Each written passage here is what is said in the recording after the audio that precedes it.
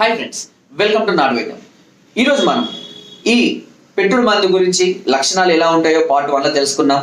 దాన్ని ఎలా గుర్తించాలి, దాన్ని గుర్తించడానికి ఏమేమి చేయాలి అనేది పార్ట్ 2లో తెలుసుకున్నాం.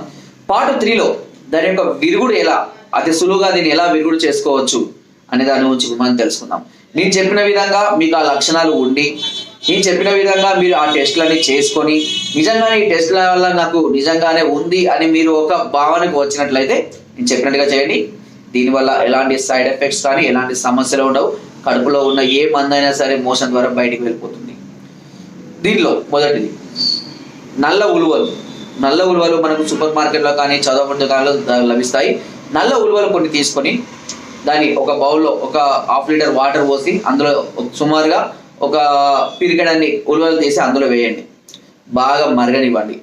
మరిగిన తర్వాత కొద్దిసేపటికి ఆ ఉలువలన్నీ పక్కకు పెట్టేసి ఆ నీరు, కాగిన నీరు ఉంటుంది కదా, ఆ నీటిని ప్రతిరోజు ఉదయం పూట పరిగెట్టడం తాగుతూ ఉండండి. ఇలా ప్రతిరోజు చేస్తుంటే కడుపులో ఉన్నటువంటి మలినాలు కానివ్వండి, వ్యర్థాలు కానివ్వండి, ఈ పెట్టుడు మందు కానివ్వండి, అన్నీ కూడా మోషన్ ద్వారా వెళ్ళిపోతూ ఉంటాయి. ఇక రెండోది సునాముఖి చూర్ణం. సునాముఖి చూర్ణము కడుపులో ఉన్నటువంటి వ్యర్థాలను బయటకు పంపించడంలోనూ మలబద్ధకాన్ని తగ్గించడానికి చాలా చక్కగా ఉపయోగపడుతుంది. దీనిని ఏం చేయాలి అంటే రాత్రిపూట పడుకునే ముందు సుమారుగా 1 చెంచా లేదా 2 చెంచాల మోతాదులో ఒక గ్లాసు, అంటే జ్యూస్ గ్లాస్ ఉంటుంది కదా, ఆ గ్లాసు గోరువెచ్చని నీళ్ళలో అన్నం తిన్నాక గంట తర్వాత వేసుకొని పడుకోండి. ఉదయాన్నే ఫ్రీ మోషన్ అవుతుంటుంది. ఇలా 15 రోజుల పాటు కనుక మీరు చేసినట్లయితే మీ కడుపులో ఉన్నటువంటి వ్యర్థాలు కానివ్వండి, మలినాలు కానివ్వండి, ఇంకా వేస్టేజ్లు ఏమున్నా సరే, ఈ మందు లక్షణాలు కానివ్వండి, అన్ని పూర్తిగా పోతాయి బయటికి. మంచి ఆకలి వేస్తుంది, చక్కగా డైజెషన్ అవుతుంది, మంచి మోషన్స్. ఒకసారి అన్నం తిని డైజెషన్ అయ్యి మోషన్ పోయింది అనుకోండి, కడుపు అంతా క్లీన్ అయినట్టే లెక్క. ఇంకా అందులో ఏది ఉండే అవకాశం అయితే ఉండదు. ఇలాంటి చిట్కాలు వాడేంత. ఒకవేళ మీరు ఇలాంటి చిట్కాలు వాడినా మీకు ఇంకా ఇలాంటి సమస్యలు ఉన్నాయంటే కొన్ని రకాల టెస్టులు అవసరం ఉంటుంది. ఆ టెస్టులు మా వద్దకు వస్తే మేము చేస్తాము. అది యాసిడిటీ వల్ల కానివచ్చు, అల్సర్ వల్ల కావచ్చు, మరి ఇతర లివర్ ఇన్ఫెక్షన్స్ వల్ల కానివ్వండి, కిడ్నీ అలాంటివన్నీ కూడా టెస్టులు ఉంటాయి. ఆ టెస్టులు అన్ని కూడా మా వద్దకు వస్తే మేము చేస్తాము.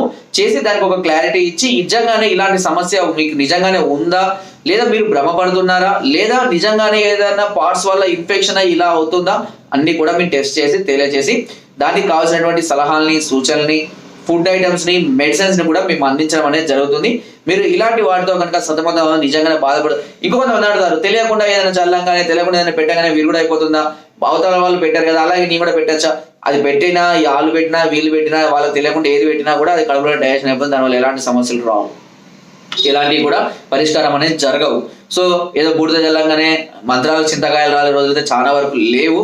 ఎందుకంటే నేను చూసినంత వరకు కూడా ఇంతవరకు ఎవరు ఏదో భ్రమలో మనము దాన్ని బయటపడుతున్నామే తప్పించి, అంటే కొన్నిటికి సైంటిఫికల్ గా ప్రూవ్ కాలేదు. ఇప్పుడు చూడండి, మనం ఏదైనా దేవాలయాలకు వెళ్ళిన కొంతమందికి అమ్మూరు పూలుతారు, వాళ్ళు పూని వాళ్ళు ఏం చేస్తున్నా వాళ్ళకి అదే అది ఎందుకు వల్ల అవుతుంది అని సైంటిఫికల్ గా ఎవరు కూడా దాన్ని ప్రూవ్ చేయలేకపోయారు ఇప్పటి వరకు కూడా. సో అదొక వైబ్రేషన్స్, వాళ్ళకు మైండ్ లో దాని మీద ఉన్నటువంటి నమ్మకం వల్ల, ఆ వైబ్రేషన్స్ వల్ల శరీరం కొద్దిసేపు అదుపు తప్పి మన ఆధీనంలో ఉండకుండా మనం చెప్పిన విధంగా ఉండదు అన్నట్టు. అంతే తప్ప వేరే ఏమీ కూడా ఉండదు. కొంచెం మనం ఈ జనరేషన్ లో ఉన్నాం కాబట్టి దానికి తగ్గట్టుగా మనము అలవరుచుకోవాలి. ఇంకొకటి, మన మైండ్ మనం ఎంతవరకు అయితే కంట్రోల్ చేసుకోగలుగుతామో అంతవరకు మనకి ఏ సమస్యలు రావు. మనము ఒక కుక్కను పట్టుకొని ఒక మేకను పట్టుకొని పోతున్నాం అనుకోండి, 10 మంది చూసి అది మేక కాదా, కుక్క అని ఏదైనా కుక్కను పట్టుకోపోతాను 10 మంది అంటే దీనికి ఒక కథ కూడా ఉంది, మీకు తెలుసు. అది వాడు కుక్కే అనుకుని దాన్ని వదిలేసేస్తాడు.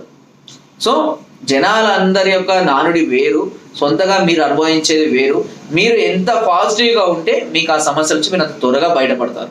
నిజంగానే ఇలాంటి సమస్యలతో మీరు వేధించబడితే వెంటనే మమ్మల్ని సంప్రదించవచ్చు. పైన స్కోర్ నెంబర్స్కి ఫోన్ ద్వారా లేదా వాట్సాప్ ద్వారా లేదా కింద డిస్క్రిప్షన్ మా యొక్క అడ్రస్ కూడా నేరుగా వచ్చి మీరు ఇలాంటి సమస్యలకు సలహాలని, సూచనలు, మెడిసిన్స్ కూడా మీరు పొందవచ్చు.